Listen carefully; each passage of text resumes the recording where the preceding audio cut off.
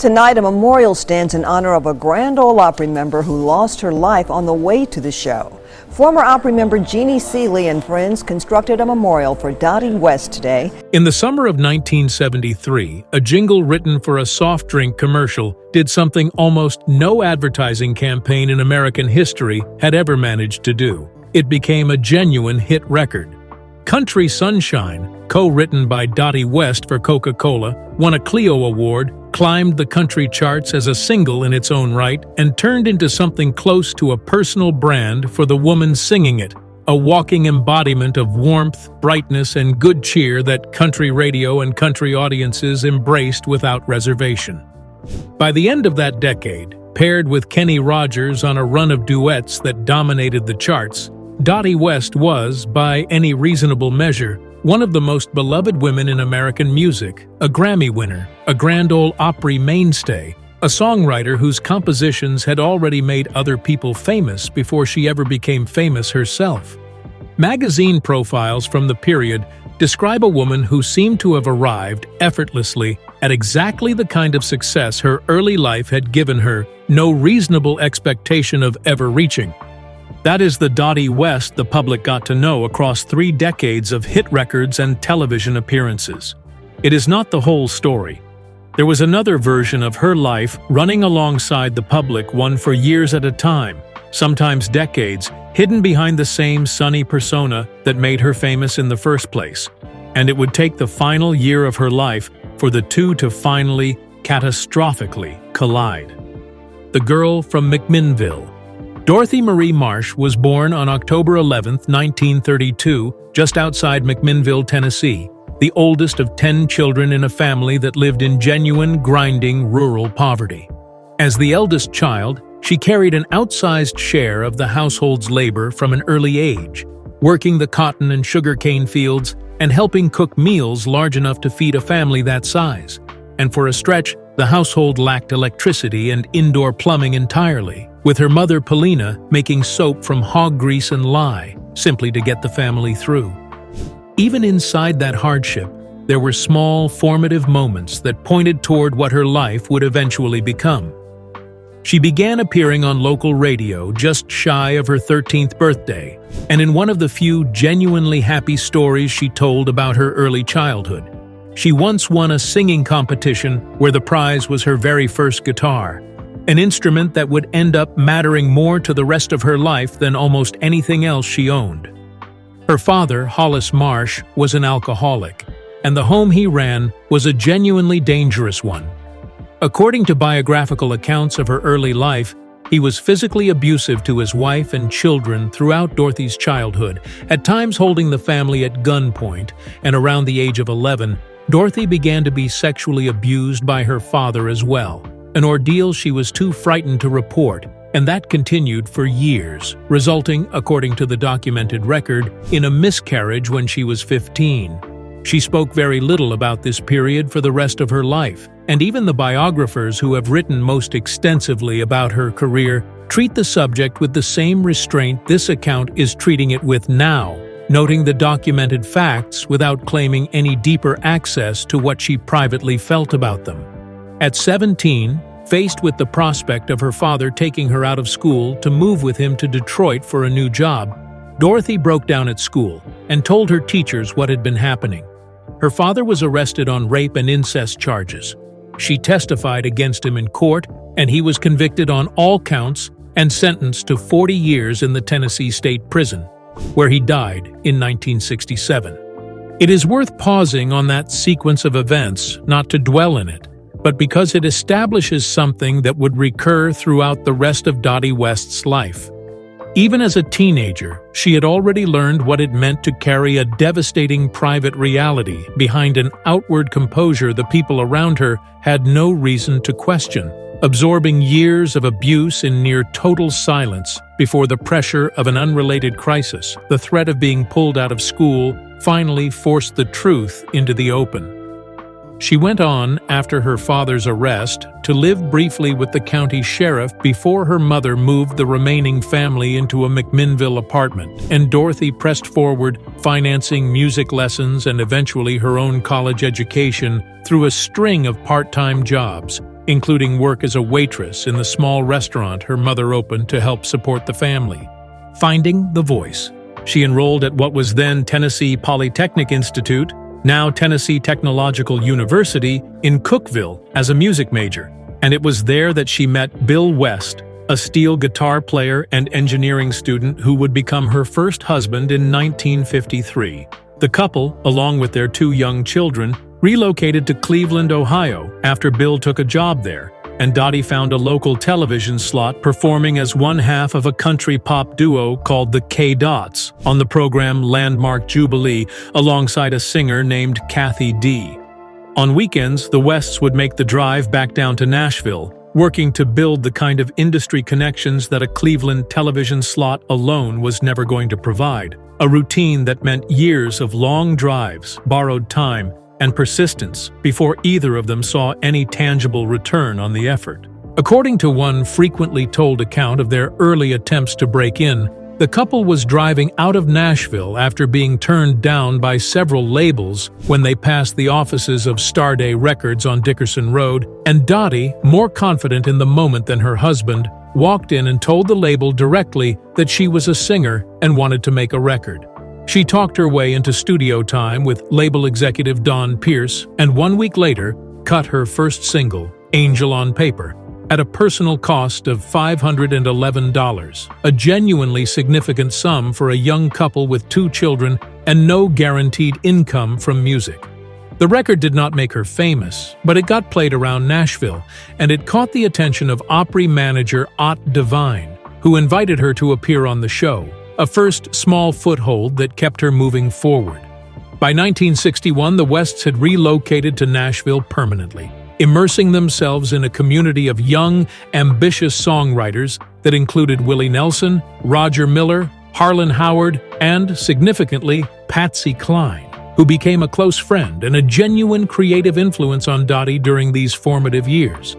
Dottie's real breakthrough came through her writing rather than her singing at first.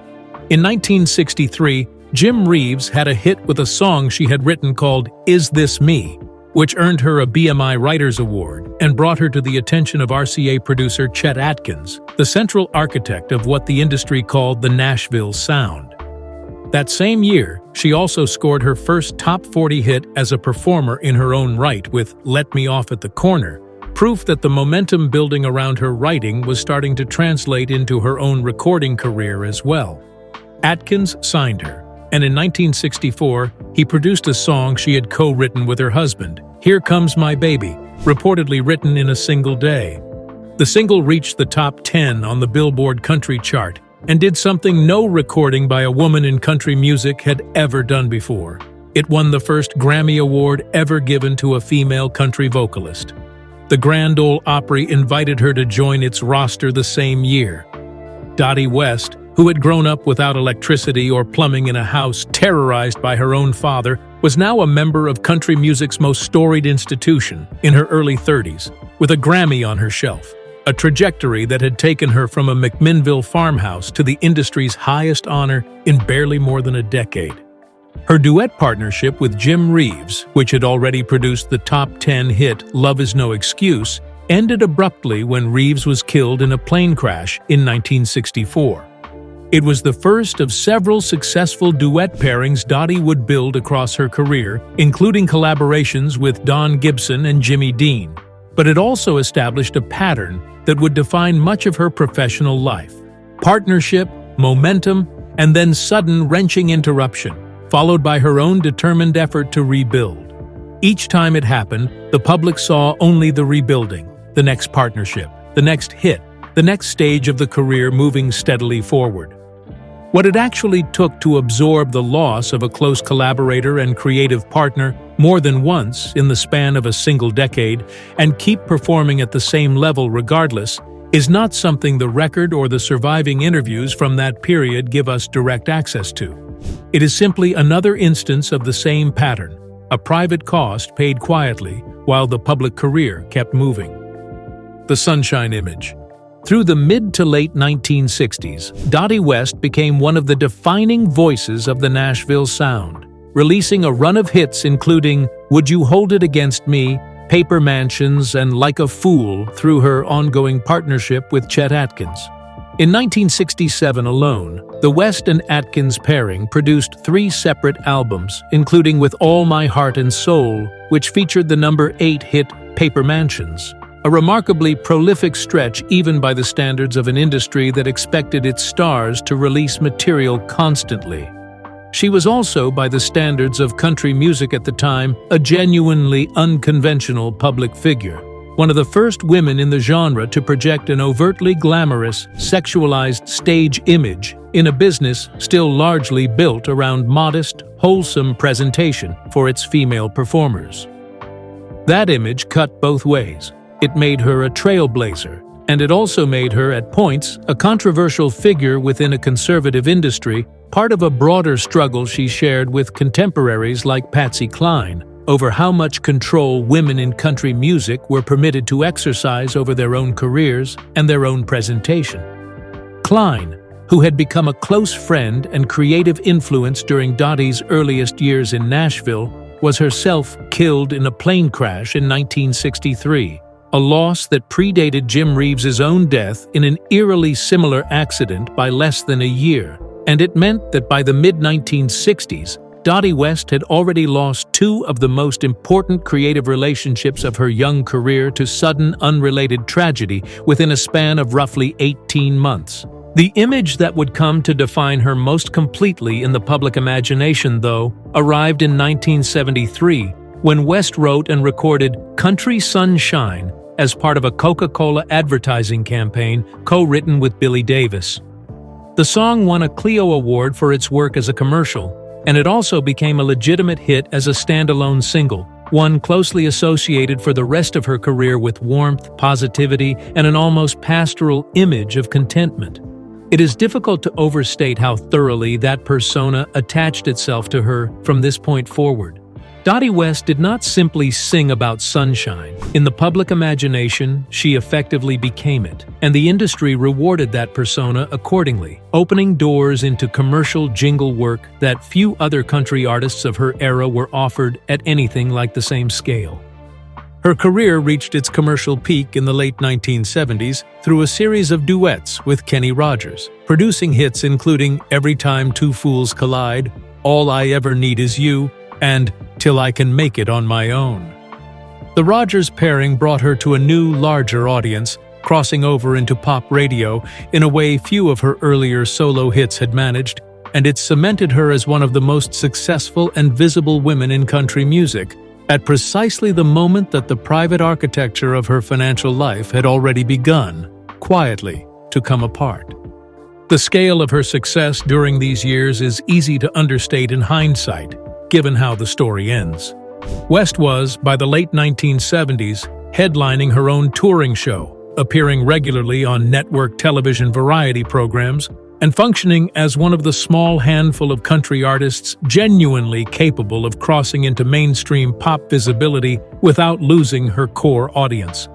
Her image during this period was built around a very specific, very deliberate combination: glamour paired with warmth, polish paired with an insistence on remaining, at heart, a country girl who had never forgotten where she came from.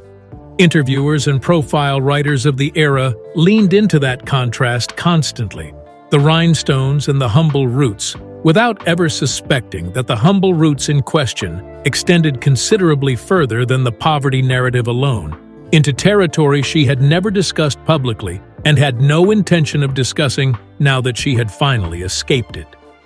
The mansion outside Nashville, she would eventually lose to foreclosure, was purchased and furnished during exactly this stretch of her career, at the height of the Rogers partnership, when by every outward measure there was no reason for anyone around her to imagine that anything was wrong. The first crack, the private trouble, had a documented origin point.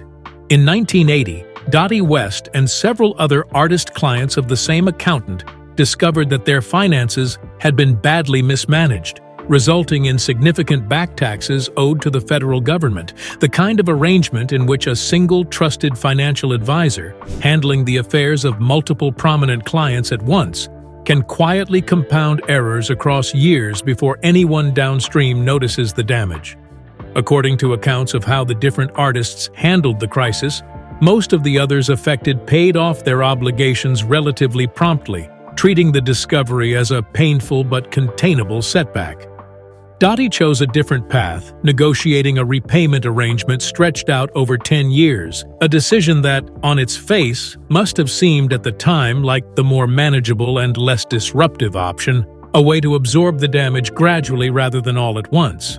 This decision deserves to be understood as the actual hinge point of this entire story, the moment the public Dottie West and the private Dottie West began, quietly, to diverge. She did not go public with the crisis. She did not scale back the image or the lifestyle that image required, the mansion, the touring schedule, the continued presentation of success. Instead, she chose to manage a genuinely enormous debt privately, on a payment plan that would stretch across an entire decade, while continuing to build and maintain in full public view the exact opposite impression. An artist at the height of her commercial power, headlining tours, releasing albums, expanding into television and film.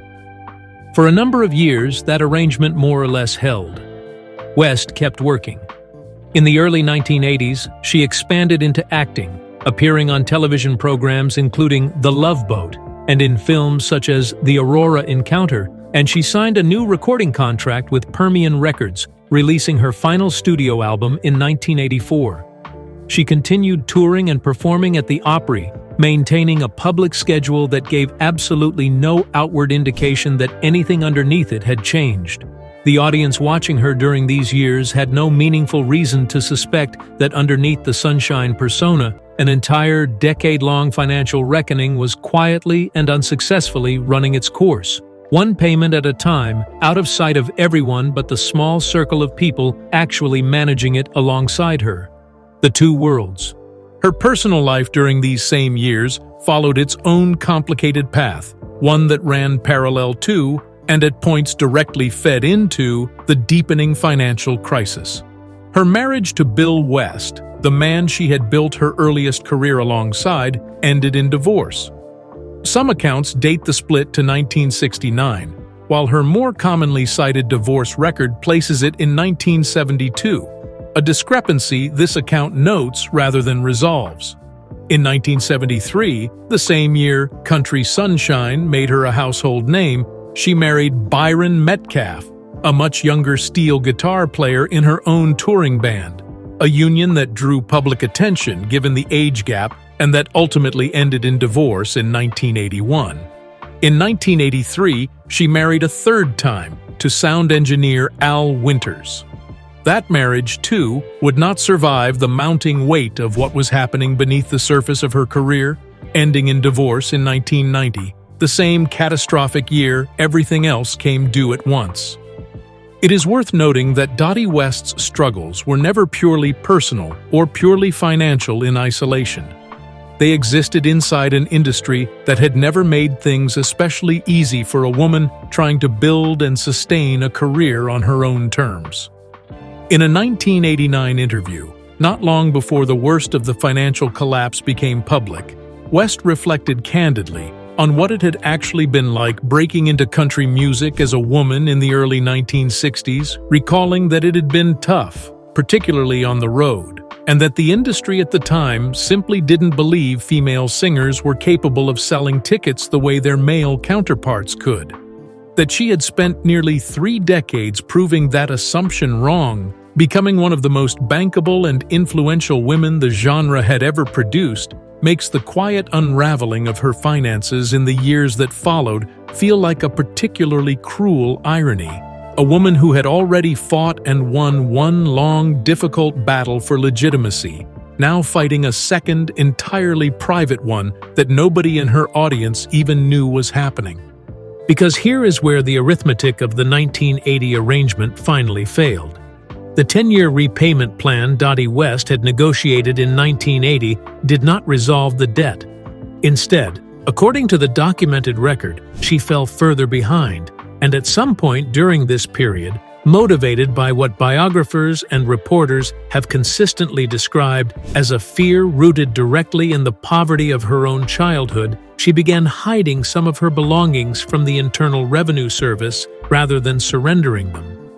It is a detail that connects directly back to the opening chapter of this story. A woman who had once lived without electricity or plumbing, now a Grammy-winning star with a mansion outside Nashville, still governed, underneath all of it, by a terror of returning to the kind of poverty she had grown up inside.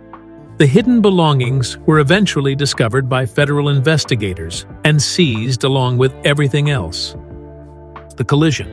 In 1990, the arrangement she had spent a full decade quietly trying to manage finally, publicly, collapsed. Dottie West filed for bankruptcy, listing more than $1 million in debts. The bank foreclosed on her mansion outside Nashville, the same house that had stood for years as the physical proof of the success her public image projected. Multiple lawsuits followed the bankruptcy filing, and the IRS moved to seize her remaining assets to satisfy back taxes and penalties, combined with other creditor claims, some reporting placed as high as $2.4 million, a figure that dwarfed the original debt from the 1980 accounting crisis many times over. The natural consequence of a decade of penalties and interest compounding quietly on top of an obligation she had never fully managed to pay down. The final and most public humiliation of the entire ordeal arrived in the summer of 1991, when Dottie West's personal belongings, the physical remnants of a nearly 30-year career, were auctioned off by the Internal Revenue Service during the annual Country Music Fanfare, one of Nashville's largest and most visible gatherings of country music fans, held in the same city where she had built her entire public identity. It is difficult to imagine a more exposed setting for that kind of loss to become public. Fanfare was, by design, a celebration, a week when the industry's most devoted audience descended on Nashville specifically to feel close to the artists they loved. And it was into that exact atmosphere that federal agents sold off the physical evidence of Dottie West's collapse, piece by piece, to whoever was willing to pay for it. Among the items lost in the process, according to later reporting, were the publishing rights to some 400 songs she had written across her career, meaning that even the intellectual property behind decades of her own creative work was no longer entirely hers to control. This is the actual double life at the center of Dottie West's story, and it is worth being precise about what it was and was not. It was not a hidden relationship, or a secret family, or a concealed identity. It was a woman who had learned, as a frightened, abused child in McMinnville, how to survive by keeping devastating private realities separate from whatever face she needed to show the world that day, and who carried that same instinct, consciously or not, into the way she managed a financial catastrophe as an adult, choosing private negotiation and quiet endurance over public disclosure for as long as it was possible to do so. The record does not allow us to say with certainty what it cost her emotionally to maintain that separation for a full decade, because she rarely discussed it directly, and no diary or private account of that internal experience survives in the historical record. What the record does show clearly is the pattern itself, repeated across two entirely different chapters of her life, decades apart, in circumstances that could not otherwise be more different from each other. What remained and what was lost. By 1990 and into 1991, Dottie West had lost her home, much of her personal property, and the financial stability that had underpinned her image for years. She had not, by every account from the people who knew her during this period, lost her determination. Even in the wreckage of the bankruptcy, she was actively planning a comeback, developing an album of duets that would have featured collaborations with friends and peers, including Kenny Rogers, Tanya Tucker, and Tammy Wynette, a project that suggests a woman still fundamentally oriented toward rebuilding rather than retreating, even after the most public and painful setback of her life. Friends in the industry rallied around her in smaller, practical ways as well. When her own vehicle became unreliable amid the financial collapse, Kenny Rogers, her longtime duet partner, gave her a car to use, a quiet act of loyalty from a friendship built across more than a decade of hit records, and one of the few instances in this entire story where the private difficulty and the public relationship openly intersected, with a friend stepping in specifically because he knew what she was actually going through. It was that same car, or the unreliability that had preceded it, that set the final chain of events in motion. On July 19, 1991, West was involved in an earlier car accident from which she escaped with only minor injuries, a warning the severity of which nobody could have known at the time, occurring in the same summer that her possessions were being auctioned off across town. Then, on the evening of August 30, 1991, running late for a scheduled appearance at the Grand Ole Opry, the institution that had welcomed her as a member back in 1964, at the very start of her rise, Dottie West found herself dealing with car trouble once again. Unable to drive herself in time, she asked an elderly neighbor, 81-year-old George Thaxton, to drive her to the venue instead. Attempting to make up for lost time, Thaxton drove at high speed and lost control of the vehicle on an exit ramp near the Opryland USA theme park, crashing. Both West and Thaxton were critically injured. West's liver had been severely damaged in the impact, and doctors attempted surgery to repair it, but the internal bleeding could not be brought fully under control. Hospital officials described her condition as increasingly grave over the following days, and doctors grew pessimistic about her chances of recovery as the week wore on. After a third surgical attempt to stop the bleeding, Dottie West died at Vanderbilt University Medical Center on September 4, 1991, 5 days after the crash. She was 58 years old.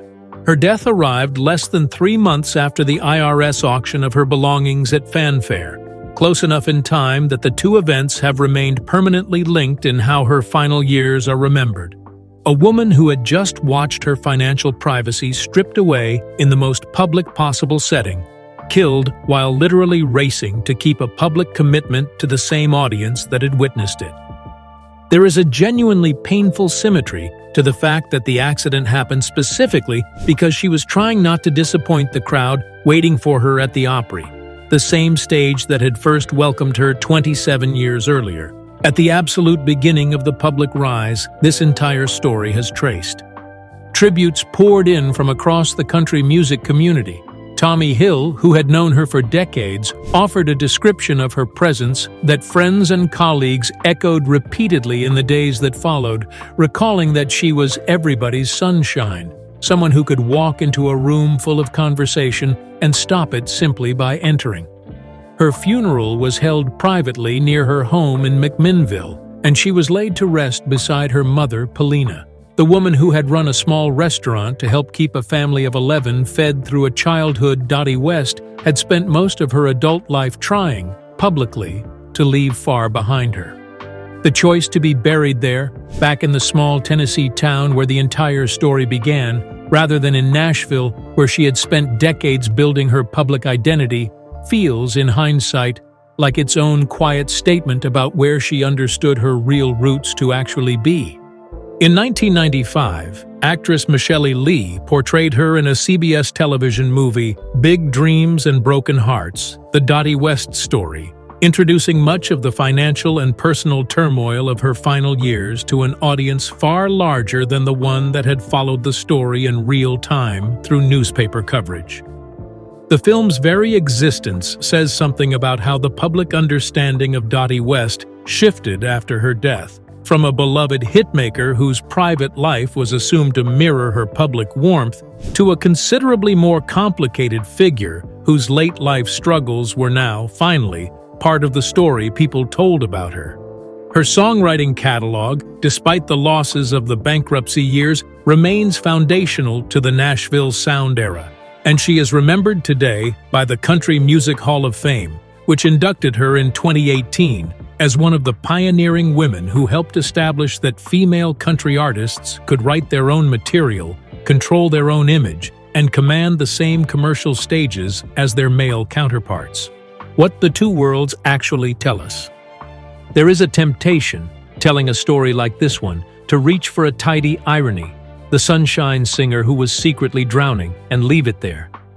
The truth sits somewhere more complicated than that. Dottie West was not performing a lie for 30 years. The warmth people responded to in her, The generosity friends and colleagues described consistently across her entire career appears by every account to have been genuine. Songwriters who worked alongside her, duet partners who spent years touring beside her, fellow Opry members who watched her navigate an industry that had never made things easy for women, all described the same person: warm, funny, generous with her time and her talent. That was not a performance layered over something colder underneath. It was real. What she also carried, from the time she was a frightened 11-year-old in McMinnville to the final decade of her life negotiating quietly with the IRS, was an equally genuine and lifelong instinct to manage catastrophe privately, to keep the worst of what was happening to her separated from whatever face the moment required for as long as she possibly could. Both things were true about Dottie West simultaneously. The genuine sunshine and the genuine, carefully hidden storm underneath it. And it is that coexistence, rather than any single deception, that makes her story worth telling honestly, rather than reducing to a simple before and after. The public knew the songs, the Grammy, the duets, the sunshine. Her family and closest friends knew, at various points and to varying degrees, pieces of what sat underneath it. The abuse she rarely discussed, the debt she spent a decade trying to quietly outrun.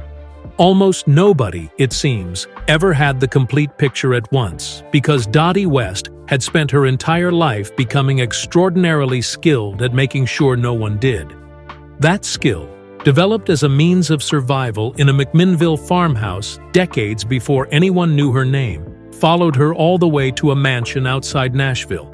And it very likely bought her years of continued success that an earlier, more public reckoning might have cost her. It also meant she carried the weight of both crises almost entirely alone, for far longer than she needed to, surrounded the entire time by an industry full of people who would very likely have helped her had they ever actually been allowed to see the whole picture.